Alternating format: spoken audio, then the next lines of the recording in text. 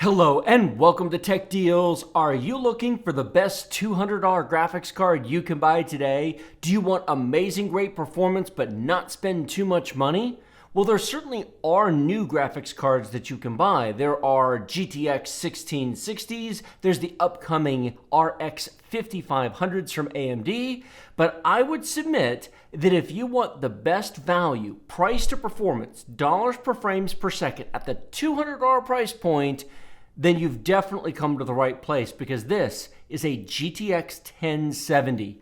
Many of these are now available on eBay for about $200. Some a little bit less, but $200 is about the sweet spot where you're going to find multiple cards like this EVGA here. You're going to find superclocked and otherwise factory overclocked cards from various companies, MSI Gaming X's, that sort of thing. And in terms of performance, this is a lot of value for the money. You may notice next to it here, this is an RX 580. I've recently done a video on the RX 580 and the amazing value it offers at $100. The GTX 1070 is roughly, give or take, 50% faster than an RX 580 for twice the money, which initially doesn't seem like a very good deal, except once you actually put it into a computer and account for the rest of the cost of the components, it's actually amazingly reasonable. I did, for the month of October, a $580 complete build guide. That's CPU, case, RAM, power supply, SSD, video card, the whole works. $580 featuring an RX 580. For $100 more, for $680, you can swap that RX 580 out for a GTX 1070. You can get up to 50% faster raw graphics performance for $100 more on your build. Now, this obviously comes down to what your budget is and what your preference is and whether you're okay with a used video card, to be sure. If you want to buy a new video card, by all means do so, but you're going to end up spending closer to $300 to get the same level of performance if you want a new card. But if you're okay with a used card, these are an impressive value. Now, I've got a bunch of benchmarks here, and I'm going to double up on here. I'm going to show you the benchmark results in the charts for both the 580 and the GTX 1070 so you can compare. And if you came from that build guide or you haven't seen it yet, it'll be linked down in the video description below. You can use this to help decide which of these two cards you might be interested in. These are the only two used cards that I'm truly excited about at the moment. I realize that the Vega 56s exist. The Vega 56s run hot and loud, and frankly, that architecture and design has kind of been passed by AMD in favor of Navi at this point, whereas the 10 series still is going to get supported for several more years from NVIDIA because, well, they do that sort of thing. The install base of the 580 Polaris cards is so large, it will continue to get supported, I believe, longer than the Vegas are. That's an opinion, but that's why I'm okay buying a 580, and I'm not excited about the Vegas, whereas I'm excited about this because I think this will still be a solid card for several years to come. 1080p, 1440p, and 4K results are about to come. Some of these benchmarks I'm going to show you only a very small snippet of. Others I'm going to show you a larger piece. These are all live gameplay, no built-in benchmarks, real-time performance provided by MSI Afterburner in the upper left-hand corner of the screen. We've got averages, 1% lows, and 0.1% lows for you across 13 different games. Enjoy. Our first game is Assassin's Creed Syndicate. No, this is not Odyssey, this is not Origins. This game is nearly 4 years old, but it demonstrates what's possible with extremely modest hardware. Yes, that's way too cool. Let's get to some ground action, shall we?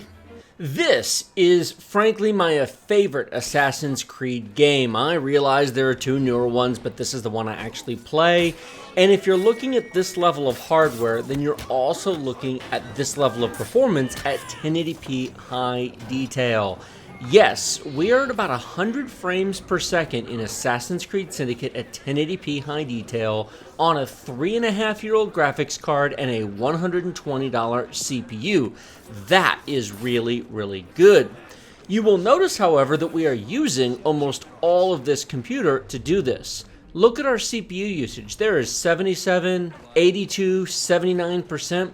Not only are we using all 6 cores, but we are deep into the hyperthreading. And yes, I know it's not called hyperthreading, it's called SMT, because hyperthreading is a Intel trademark term. Whatever, same thing, or basically the same thing.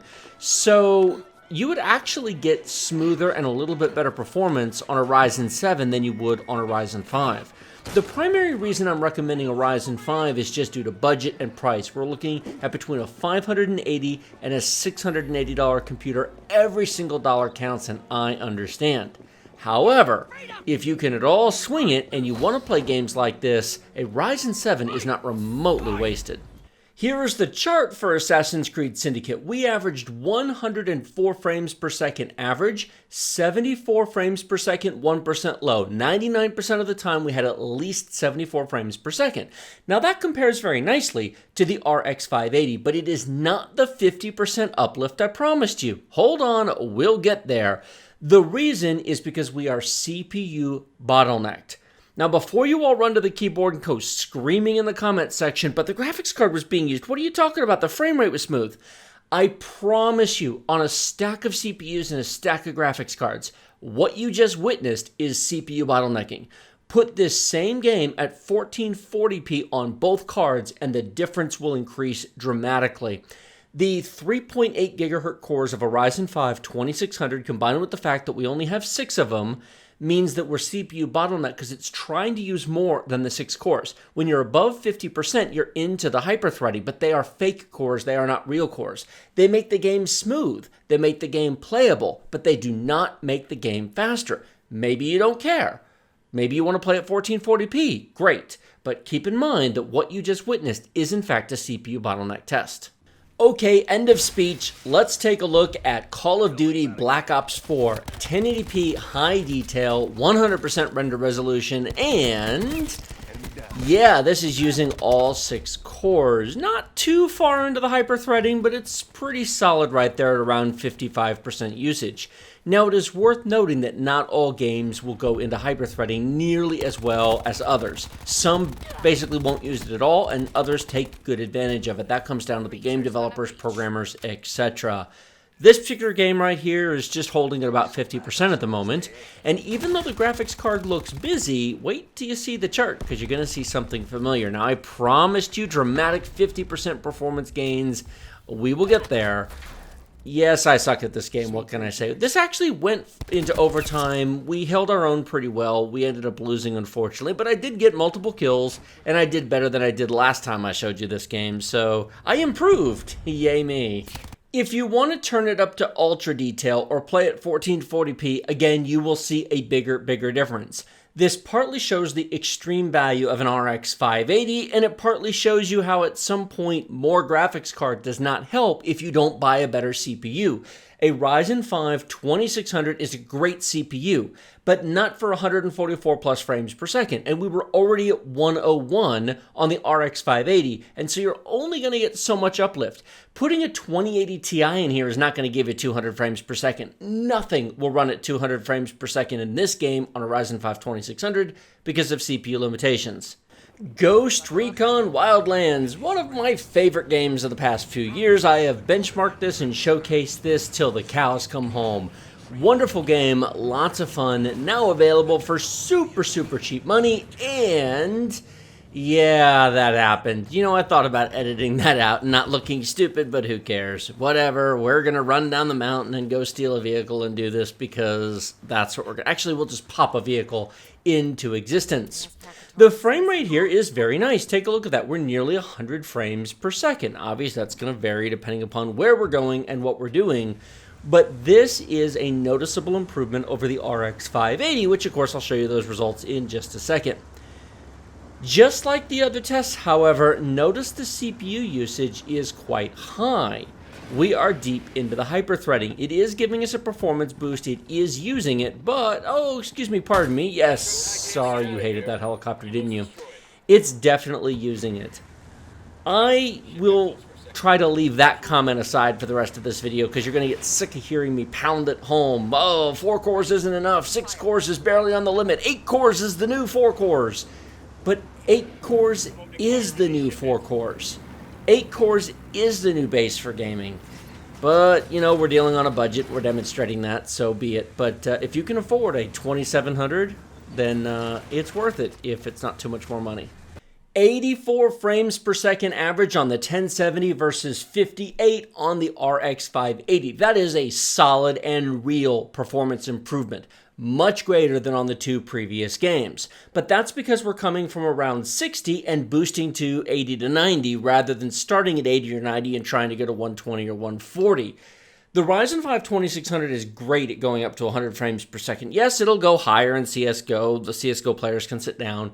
But if you're trying to boost your performance from 60 to 100 and get more consistent minimums, notice here that our 1% low went from 44 to 64. If you have a 1080p 60 Hz monitor and you want to just set VSync on and you want to have it be a smooth, steady, dependable, reliable experience, getting a GTX 1070 will let you play this game and be over 60 frames per second 99 point some percentage of the time.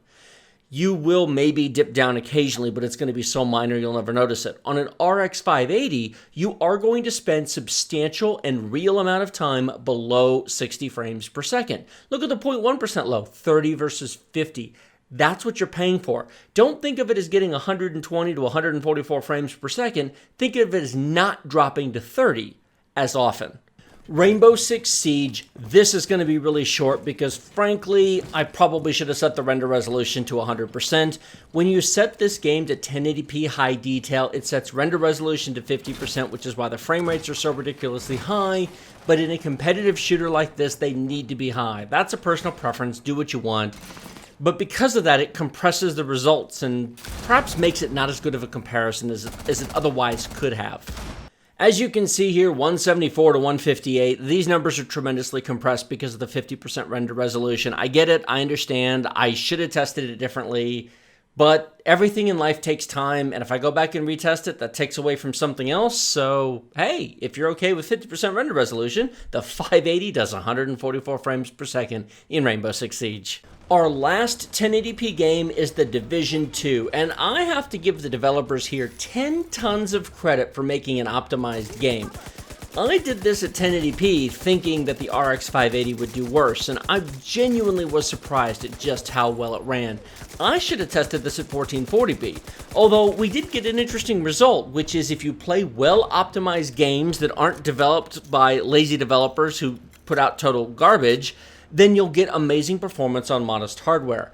You aren't going to see the performance uplift here that you otherwise would just because this thing runs so well. We've just run into another CPU bottleneck. Yes, I know I use that word again, but take a look at it. We're using over 50%. All 6 cores are slammed. We're into the extra threads, and it just isn't going to run any faster unless we throw a faster CPU at it.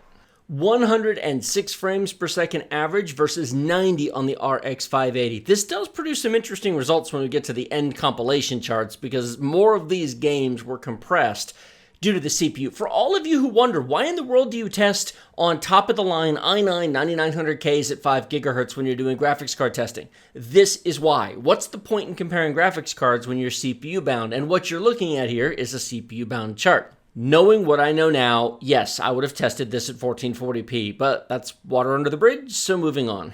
Apex Legends. I have to say, of all the games that were disappointing on the RX 580, this was it. It was okay, but I commented in my first review on these that frankly, lowering the detail to medium or lowering the render resolution to 80% would have gone a long way towards making it more playable. There was just a bit of hesitation. It wasn't super smooth. That is not an issue on this graphics card. The performance uplift, which I'll show you in just a second, was night and day. I kind of wish that I made videos like the Mighty Jingles does, where he tells a story and cuts through a video and makes them interesting. This was an interesting battle. See my ally in front of me? We communicated. He sent messages. When he found cool loot, he sent me a message. He spotted targets. Our third guy was completely useless, but this guy was an ace, and I followed him around, and we didn't win, but we did really well, and the spotting and the teamwork was so cool. I don't like this game personally. I am not an Apex player, but if you get on a team that communicates, that actually works together, I can see why this would be fun. I could see why if you get together with friends playing this would be one of the coolest games around. If I had some real life friends who were into this game, which unfortunately I don't, It would be, especially on voice comms, this would be amazing. In any case, the performance here was great. That battle ran a long duration, and we averaged 91 frames per second across it versus 53 on the RX 580. That's a legitimately massive, huge improvement in performance, and it felt it. It's not just a chart. Playing the game, I remember thinking, wow, okay, this is a whole lot better than the 580, because this is just, it's smoother. The inputs were smoother. Pressing the keys, the entire game was more responsive. More than any other game in these tests, this one felt like the biggest jump in performance. Now, this is Fortnite also at 1440p, but unlike Apex Legends, which was 1440p native resolution, this is 1440p, quote, high detail, where the game renders at 1080p and then upscales to 1440p. So do keep that point in mind when you look at the numbers at the end of this, because it's upscaled. It's not 100% render. It's not 50%, but it's not 100 either. Yeah, I can't seem to hit that thing to save my life, can I? Well, we've got incredible frame rates here. If you want to play Fortnite at 144 frames per second, you can do it on a Ryzen 5 2600. I know earlier in the video I said, oh, this isn't for high frame rate gaming, you gotta get something faster. Well, yeah, remember the game we're talking about. This is Fortnite. This is meant to play on anything. That's the entire point.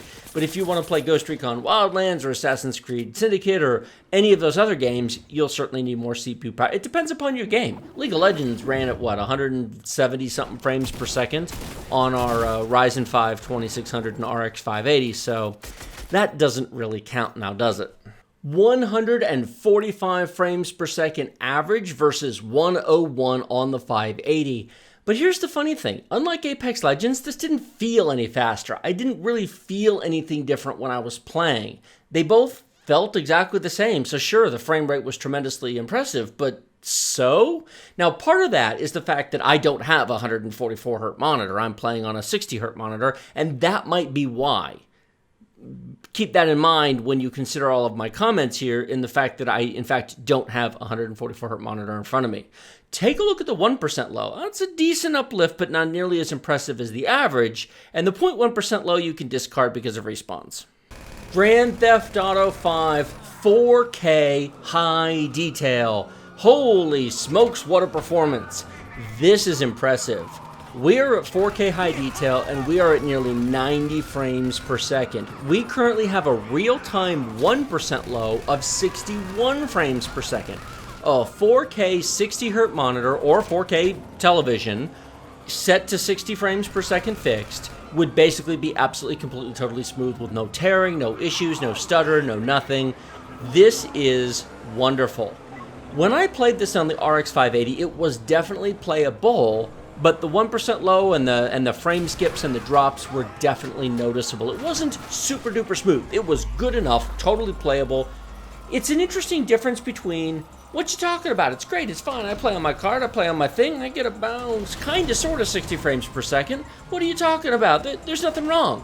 And then you go to this and go, whoa, that's just better.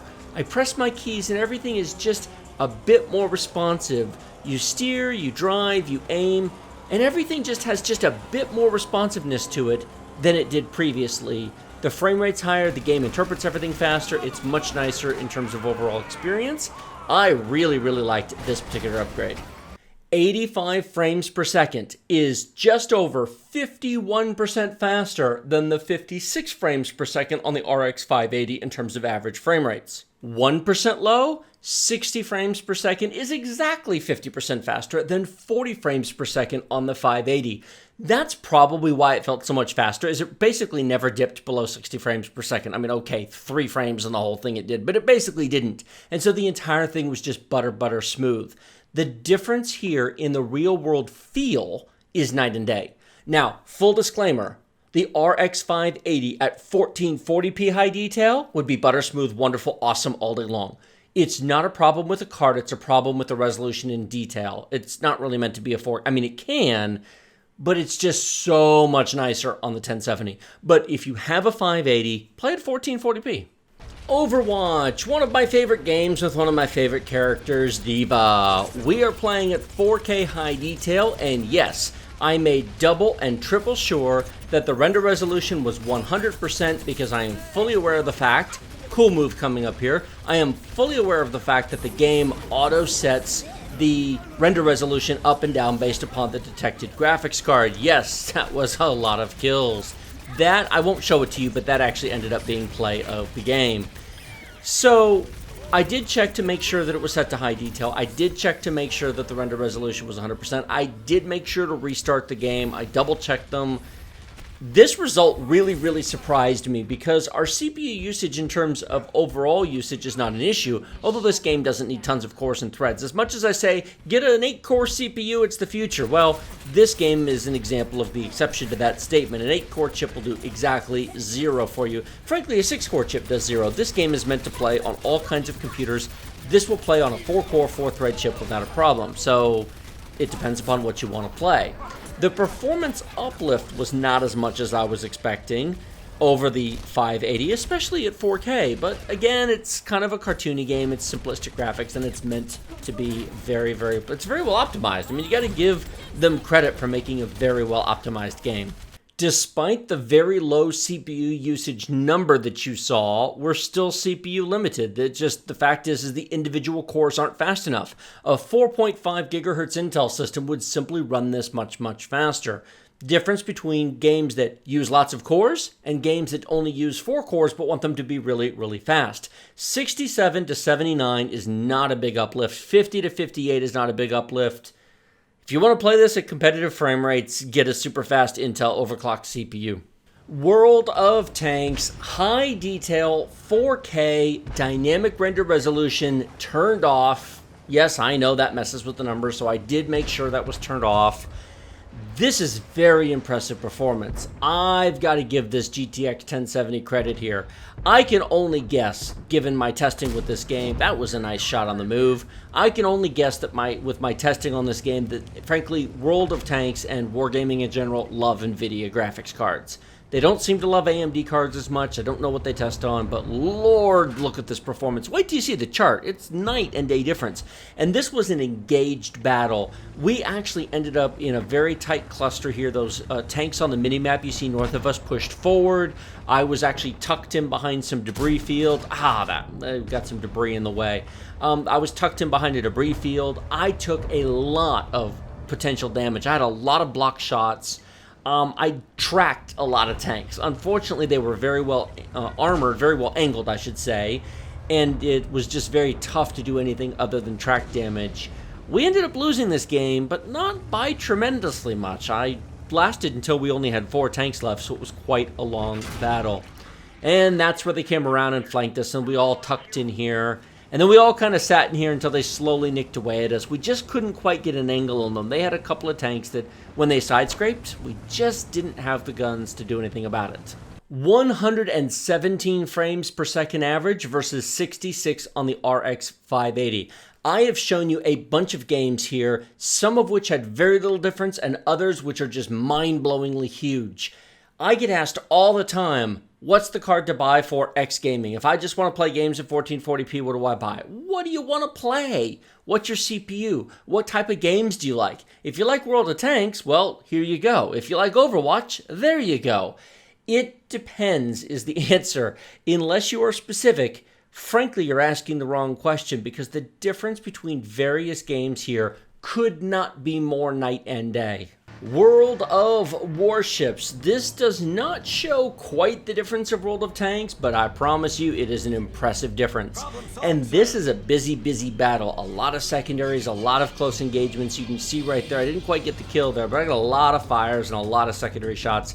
I tried to get stuck in and get stuff going on when I do these benchmarks. If I just sit in the back of the map, what am I testing? The ability of the game engine to render water? Oh, great. I mean, of course it can do that. So I do try to get stuck in. I try to live because after all, if I die, then what's accomplished? If I die in the first 2 minutes, then I gotta load another game and do it again. I generally won't count a benchmark as done if it doesn't have at least 5 minutes of live gameplay, which is tough to do in World of Tanks sometimes. I usually end up having to play 3 battles in World of Tanks. That was a nice double citadel before I can get a benchmark that went long enough to actually count it. So there's that. In any case, you can see here I've got multiple ships. I've got anti-aircraft fire. My ship's burning. Their ships are burning. My secondaries are going off. I'm getting ready to shoot at the Kremlin in front of me. I set another fire. You cannot say that I did not load this game up to the max. I do try to do my best job possible to give you guys legitimate benchmarks that represent real challenging real-world play. It doesn't always happen. It's not always perfect, but I do try. 97 frames per second versus 65. That is a solid improvement. 61 to 45 on the 1% low is a big improvement. However, I will remind all of you that you can simply play at 1440p and remove this difference. If you play this game on an RX 580 and you set it to 1440p, you'll get 100 frames per second and it'll be great. Actually, you won't. You'll get 75. World of Tanks has an internal FPS limiter that limits it to 75 frames per second max. There is a configuration file you can edit and remove that, which I did. I raised it to 299 frames per second, which of course completely removes the issue. Dollar cost per frame per second, graphics card only, and I used $100 for the 580 and $200 for the 1070. That 580 price is still accurate. In fairness, you can buy a 1070 for $150 if you go and bid on some auctions. I showed you a bunch earlier in this video. The buy it now cards tend to be around $200, but you can get that card cheaper. Regardless, notice the RX 580 is a much better value across all 11 games, $1.22 per frame per second versus $182. But a graphics card is not a computer. Based on my 2019 October build guide, $580 for a complete RX 580 based computer, CPU, motherboard, RAM, storage, case, power supply, etc. $7.10 per frame per second. Spend $100 more, and I'm counting $200 there for the 1070, $680, $6.20 per frame per second. The GTX 1070 is actually the better deal, depending upon what resolution, what games you want to play. If you only look at the games where they were very close to each other, then these numbers will change. If you look at the games like World of Tanks, where they were way far apart, well then the deal here is phenomenal in favor of the 1070. If you have the money, get a 1070. It will last longer and perform better in a wider variety of situations, but if your budget very tight on money, get the 580. That was a lot of testing, and I hope all of you appreciate that tremendously. Now, I said it's 50% faster, but in fairness, that depends upon game resolution, what CPU it's installed on, etc. We use the same CPU as the October build, the Ryzen 5 2600. That is a $120 value CPU. It's a great value for the money, but it's no i9 9900K, and so in some tests, that'll compress the results a little bit, but that just comes down to what your CPU choice is. As I mentioned before, the previous build guide and the separate video for this are linked down in the video description below. All of these parts to Amazon, Newegg, and eBay are in the video description. Those are our affiliate links. Using those while shopping supports the channel at no extra cost to you. Like this video if you like it, share it with your friends if you love it. Remember to subscribe to the channel with the big huge red button directly below. Hit the bell notification icon next to it to actually be notified when new videos come out, because otherwise YouTube's not going to tell you. And in addition to the other links below, you will find my link to Twitter and the private Tech Deals Discord. If you're a supporter on Patreon, Twitch, Floatplane, or here on YouTube with that join button, then you have access to the Tech Deals Discord. We have a bunch of channels and a great community over there. I hope you come over and say hello. Thank you all so much for watching. I will see you next time.